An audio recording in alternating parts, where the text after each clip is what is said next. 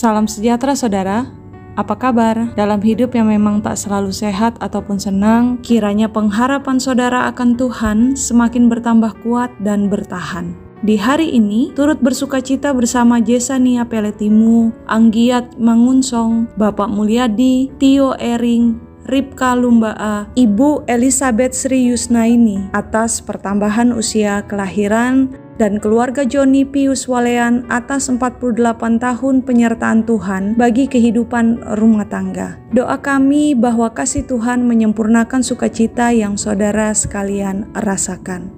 Sekarang waktunya bagi kita untuk membaca dan merenungkan firman Tuhan. Maka mari kita berdoa.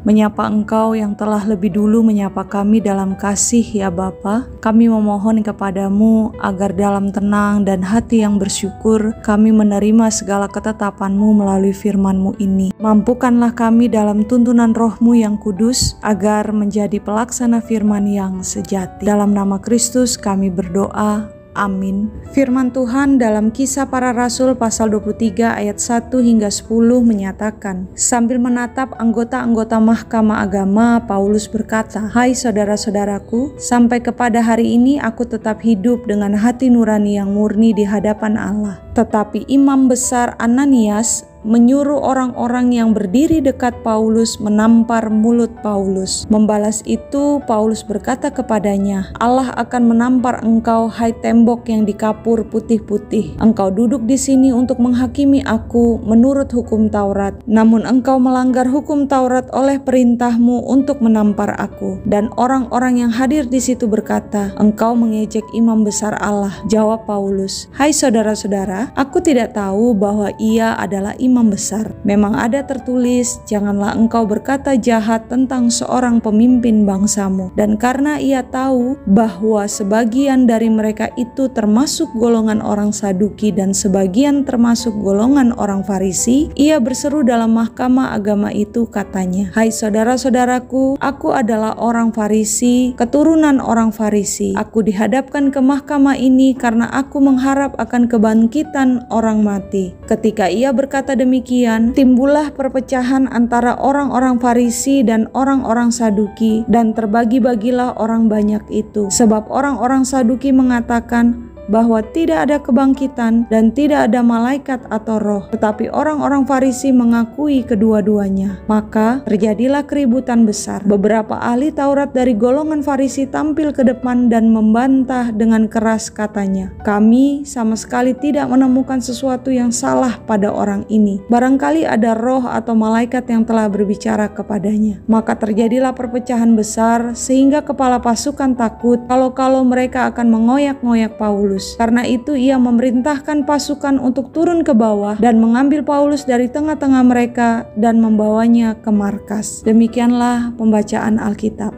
Saudara yang Kristus kasihi, nahkoda yang handal senantiasa akan teruji oleh badai dan gelombang yang dahsyat. Iman yang berkualitas pun juga akan teruji oleh beragam dinamika kehidupan. Rasul Paulus hanya manusia yang juga sama seperti kita. Tak satu pun dalam hidupnya, begitupun kita yang tak pernah dilewati dalam beragam dinamika hidup. Namun, keberanian menatap dan menyapa penuh kasih sebagaimana yang dipaparkan dalam adegan demi adegan di Mahkamah Agama di narasi firman Tuhan hari ini, kuncinya hanya satu, yakni hati nurani yang murni di hadapan Allah. Murni artinya tak bercampur dengan unsur yang lain, tulen atau suci. Kata ini digandeng bersama dengan hati nurani oleh Paulus guna membangun kesadaran manusia akan moral. Hati nurani akan selalu menjadi petunjuk dan keputusan praktis dari akal budi dengan fungsi yang istimewa yang berkaitan dengan kebenaran ataupun kesalahan. Maka amat pentinglah bagi kita untuk mengingat agar hati nurani tersebut tetap murni, kita tidak buka peluang untuk diboncengi ataupun ditunggangi oleh hal apapun seperti kepentingan, keuntungan, keinginan, bahkan kepopuleran. Sebab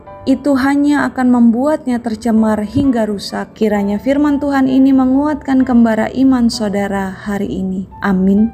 Mari saudara kita berdoa. Tuhan Maha Kasih, mampunya kami menelusuri dan melewati lorong waktu yang lalu hingga kini menatap hari baru. Kalau bukan Engkau yang menolong, kemampuan itu tentu tak akan pernah kami miliki. Sebab itu ya Tuhan, kami memohon rahmat-Mu agar dapat bertahan dengan mengupayakan hidup kami ini memiliki hati-Mu nurani yang murni di hadapan-Mu. Dan mampukan kami hidup sebagai altar-Mu, di mana setiap manusia dapat terdorong untuk memberi hidupnya untuk memuliakan nama-Mu senantiasa. Dalam nama Kristus Tuhan dan Juru Selamat kami berdoa. Amin. Selamat dan semangat berkarya saudara, jaga sehat, jaga sesama. Tuhan memberkati.